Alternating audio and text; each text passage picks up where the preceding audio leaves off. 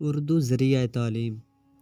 ذریعہ تعلیم سے مراد وہ زبان ہے کہ جس کے ذریعے کوئی بھی استاد کوئی علم یا فن اپنے شاگردوں تک پہنچاتا ہے۔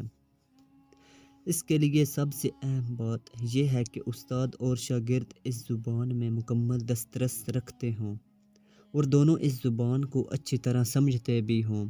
دنیا کے تقریباً تمام ممالک میں ان کی قومی زبان کو ذریعہ تعلیم بنایا جاتا ہے۔ اس کی وجہ یہ ہے کہ قومی زبان نہ صرف کسی قوم کے تاریخی ورثے کی عکاس ہوتی ہے بلکہ اس قوم کے مزاج اور اس کی امنگوں کی آئینہ دار بھی ہوتی ہے۔ صرف پاکستان ہی ایک ایسا ملک ہے کہ جہاں اس کی قومی زبان اردو کی بجائے انگریزی کو ذریعہ تعلیم بنایا گیا ہے۔ ہر فرد اپنی زبان سے محبت کرتا ہے۔ اگر ہم تاریخ پر نگاہ دوڑائیں تو معلوم ہوگا کہ لسانی اختلافات آگے چل کر مستقبل کی راہ ہموار کرتے ہیں۔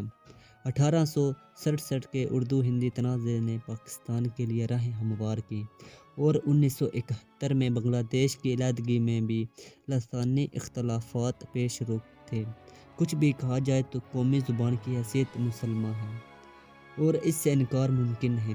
قائد اعظم نے پاکستان کی قومی زبان کے بارے میں فرمایا، میں آپ سب کو واضح طور پر بتانا چاہتا ہوں کہ پاکستان کی قومی زبان اردو ہے۔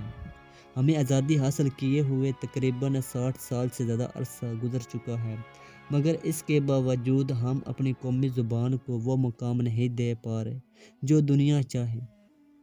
ہم ابھی تک اسے بطور ذریعہ تعلیم رائج نہیں کر پائے۔ اس کی وجہ ہماری ذہنی غلامی اور انگریزی سے مرعوبیت ہے۔ اس غلامی کا یہ عالم ہے کہ ہم انگریزی میں اپنا نام لکھ کر ایک خاص فخر محسوس کرتے ہیں، مگر اردو میں اپنا نام لکھنا باعث ننگوار سمجھتے ہیں۔ ہمارے حکام بلا بھی انگریزی زبان کو فروغ دینے میں کوئی کسر نہیں چھوڑتے۔ اگر ملک کے کسی حصے سے یہ آواز بھی بلند ہو کہ اردو کو ذریعہ تعلیم بنایا جائے تو ہمارے حکام فوری طور پر لوگوں کو مطمئن کرنے کے لیے تعلیمی کمیشن قائم کر دیتے ہیں۔ یہ بورڈز اور کمیشن کئی ماہ کی بحث و تمہیس کے بعد اعلان کرتے ہیں کہ چند ماہ کے اندر اندر اردو کو ذریعہ تعلیم بنا دیا جائے گا۔ ایک ایسا ہی منصوبہ بہت مشہور ہوا تھا کہ جس کے مطابق 1980 تک اردو کو مکمل طور پر رائج کرنا تھا، مگر اس پر عمل آج تک نہیں ہوا، اور اگر جزوی طور پر عمل ہوا بھی تو نہایت بے دلی سے ہوا۔ دراصل جنگ آزادی کے بعد جب انگریز برصغیر میں آئے تو ابتدا میں تو مسلمانوں نے ان کی زبان اور معاشرت سے بے پناہ نفرت کا اظہار کیا، مگر پھر سر سید جیسے رہنما نے ان کی رہنمائی کی اور ان کی اپنی بھلائی کے لیے انہیں انگریزی علوم کے حصول کی طرف راغب کیا۔ ادھر انگریز بھی خاصے ہوشیار اور چالاک تھے۔ اسی دوران میں انہوں نے ایک ایسا انگریزی خواہ طبقہ پیدا کر لیا کہ جو انگریزی زبان اور انگریزوں کی تہذیب و ثقافت کا دل دادا تھا۔ انگریزوں کے جانے کے بعد بھی وہ برصغیر میں انہی کا نظام رائج کرنے کے حق میں تھا۔ پاکستان بن جانے کے بعد اس میں بھی ایک ایسا ہی طبقہ متحرک ہوا۔ چونکہ قائد اعظم جانتے تھے کہ اردو ہی ہمارا سب سے اہم ذریعہ ہے، ہمارا ثقافتی ورثے نے اور ہماری قومی امنگوں کی عکاس ہے، اس لیے انہوں نے اردو ہی کو قومی زبان کا درجہ دیا اور اس کو ذریعہ تعلیم بنانے پر بھی زور دیا۔ انگریزی خواہ طبقے نے کھلم کھلا اردو کو ختم کرنے کی کوششیں تو نہ کیں، البتہ بالواسطہ اس زبان کی راہ میں بہت سی رکاوٹیں پیدا کر دیں۔ اس طبقے نے اردو زبان کو راہ سے ہٹانے کے لیے علاقائی زبانوں کو فروغ دیا اور یہ تجویز بھی پیش کی کہ کسی بھی علاقے میں اس کی علاقائی زبان کو ذریعہ تعلیم بنا دینا چاہیے۔ حالانکہ یہ لوگ شاید اس حقیقت سے بے خبر ہیں کہ اگر ہر علاقے کے لوگ اپنی اپنی زبان میں تعلیم حاصل کریں گے تو اس سے علاقائی تعصبات بہت بڑھ جائیں گے اور قومی یکجہتی پر آنچ آئے گی۔ علاوہ ازیں جب مختلف علاقوں سے تعلیم یافتہ افراد مرکزی حکومت کا نظم و نسق چلانے کے لیے ایک ساتھ کام کریں گے تو انہیں بہت سے مسائل کا سامنا کرنا پڑے گا۔ انگریزی کی حمایت کرنے والے افراد کا یہ بھی خیال ہے کہ اردو میں سائنسی اور دیگر اصطلاحات کی کمی ہے، حالانکہ یہ بات بھی حقیقت سے بہت کم تعلق رکھتی ہے۔ 1846 میں قائم ہونے والے دہلی کالج میں اردو کو ہی تمام مشرقی و مغربی علوم کی ترویج کے لیے استعمال کیا گیا۔ اسی طرح حیدرآباد دکن کے تعلیمی اداروں ہی کی خدمت حاصل کی گئی۔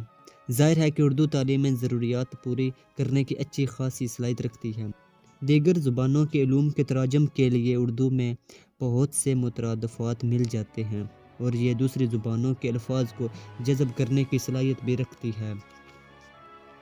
اردو کو ذریعہ تعلیم نہ بنانے کی ایک بڑی وجہ یہ ہے کہ ہمارا حکمران طبقہ اپنے اور عوام کے درمیان فرق قائم رکھنا چاہتا ہے اور وہ اپنے بچوں کو اعلیٰ تعلیم اداروں میں پڑھاتے ہیں اور برٹش یونیورسٹیز میں بھیجتے ہیں، جبکہ غیر عوام منہ کھولے دیکھتے رہتے ہیں۔ اسی طرح سرکاری نوکریوں پر بھی ان کی اجارہ داری ہے۔ ان کی دیکھی لوگوں نے اپنے بچوں کو انگلش میڈیم سکولز میں داخل کروانا شروع کر دیا ہے اور جگہ جگہ پر انگلش میڈیم سکول کھل چکے ہیں۔ دی تھی مجھے دعا بہنگو گنگ چمن نے جو زباں، اس کو آج حکم ہے گنگا و جمن سے دور دور۔ اردو ہزار قافلہ چہروں کی گرد ہے، اردو نواح گل کی طرح راہ نرد ہے۔ اردو لسانیات کی دنیا میں فرد ہے، اردو ولی ہے میر ہے سودا ہے درد ہے۔ اردو نہاد ذوق ہے غالب احساس ہے، اردو زبان آتش و ناسخ کی پیاس ہے۔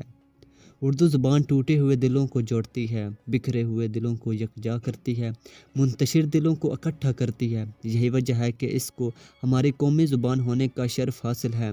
قومی زبان ملکی ثقافت کی امین ہوتی ہے۔ زندہ قومیں اپنی قومی زبان سے محبت کرتی ہیں اور ان کی ترقی و ترویج کے لیے کوشاں ہوتی ہیں، جبکہ مردہ قومیں اپنی زبان سے محبت کا ثبوت نہیں دیتی اور قومی زبان ہوتے ہوئے بھی تعلیم کا حصہ قرار نہیں دیتی۔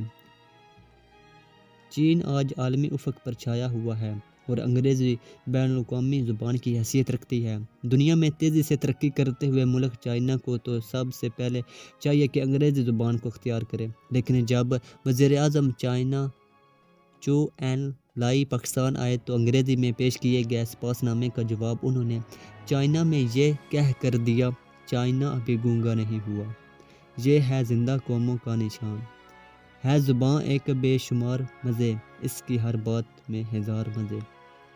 اردو کو قومی زبان ہونے کے ناطے اس کو ذریعہ تعلیم بھی ہونا چاہیے۔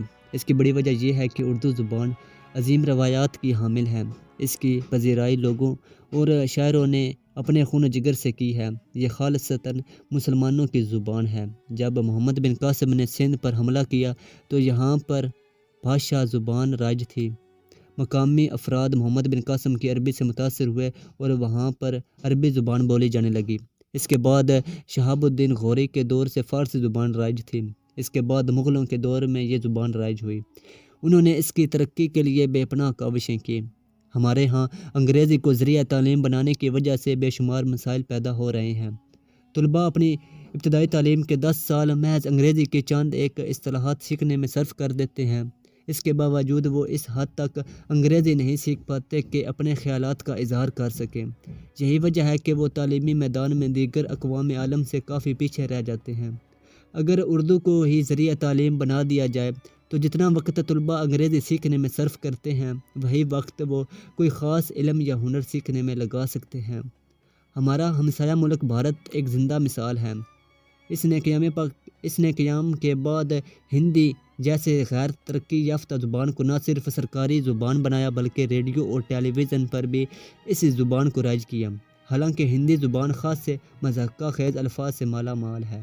مثلاً وہ ریڈیو کو آکاش وانی، وزیر دفاع کو سینا منتری اور وزیر اعظم کو پردھان منتری کہتے ہیں، لیکن ان کے حکام بالا نے ان الفاظ کو بولنے میں ذرا بھر بھی شرم محسوس نہیں کی اور آج یہ الفاظ ان کی قومی معاشرت میں مدغم ہو گئے ہیں۔ اس کے مقابلے میں اردو زبان خاصی تہذیب یافتہ اور مالدار زبان ہے۔ ہم اس کو ذریعہ تعلیم کیوں نہیں بناتے؟ انگریزی خواہ طبقہ ایک اور بات کہتا ہے کہ اس زبان میں مغربی علوم و فنون اور علم کی کمی ہے۔ یہ بھی محض لا علمی کا نتیجہ ہے۔ 1842 میں جب دہلی کالج قائم کیا گیا تو وہاں پر مغربی علوم و فنون مثلاً ریاضی وغیرہ اردو میں پڑھائے گئے تھے۔ لوگوں نے اردو زبان میں یہ مضامین زیادہ مؤثر انداز میں سیکھے۔ جامعہ عثمانیہ کا تجربہ بھی تاریخی حیثیت کا حامل ہے۔ اس جگہ پر تمام تر مضمون مثلاً کیمیا، ریاضی وغیرہ اردو میں پڑھائے جاتے ہیں۔ اردو زبان بہت لچکدار زبان ہے۔ اس کا سابقہ جس زبان سے پڑھتا ہے وہ اس سے مانوس ہو جاتی ہے۔ مثلاً انگریزی کے لفظ بور کو نہ صرف اس نے اپنے اندر جذب کر لیا بلکہ اس سے بوریت جیسا لفظ بھی نکال لیا۔ ہاں یہ بات درست ہے کہ جدید اصطلاحات کی تھوڑی بہت کمی ہے، لیکن اردو کو ذریعہ تعلیم بنا کر وہ کمی پوری کی جا سکتی ہے۔ انگریزی زبان کو ذریعہ تعلیم بنانے کا ایک مقصد یہ بھی ہے کہ عوام اور خواص میں نمایاں فرق رکھا جا سکے۔ ہمارے ہاں اہل اقدار اپنے بچوں کو انگریزی سکھانے کے لیے بیرون ملک میں تعلیم دلواتے ہیں۔ اسی طرح اعلیٰ نوکریاں حاصل کرنے کے لیے مقابلے کے امتحانات بھی انگریزی ہی میں لیے جاتے ہیں۔ اسی طرح وہ لوگ جو اردو کے ذریعے تعلیم حاصل کرتے ہیں وہ ان امتحانات میں پیچھے رہ جاتے ہیں اور اعلیٰ نوکریاں حاصل کرنے سے محروم ہو جاتے ہیں۔ اسی طرح نہ صرف ان میں احساس محرومی پیدا ہوتا ہے بلکہ وہ قوم کی تعمیر و ترقی کی راہ میں بھی بڑی رکاوٹ کا باعث بنتے ہیں۔ تاریخ عالم میں شاہد ہے کہ جو اقوام بھی بام عروج پر متمکن ہوئیں انہوں نے اپنی قومی زبان ہی کو ذریعہ تعلیم بنایا اور ہر میدان میں اسی سے استفادہ کیا۔ چین میں چینی زبان رائج ہے، روس میں روسی زبان رائج ہے، جرمنی میں جرمن زبان اور جاپان میں جاپانی زبان کو ہر شعبے میں استعمال کیا جاتا ہے۔ اگر پاکستانی عوام کو دنیا میں ایک باوقار قوم کی حیثیت سے اپنا مقام پیدا کرنا ہے تو ضروری ہے کہ وہ اپنی زبان کی تکریم کرے اور اسے ہی ذریعہ تعلیم بنائے۔ اپنی مٹی ہی پہ چلنے کا کرینہ سیکھو، سنگ مرمر پہ چلو گے تو پھسل جاؤ گے۔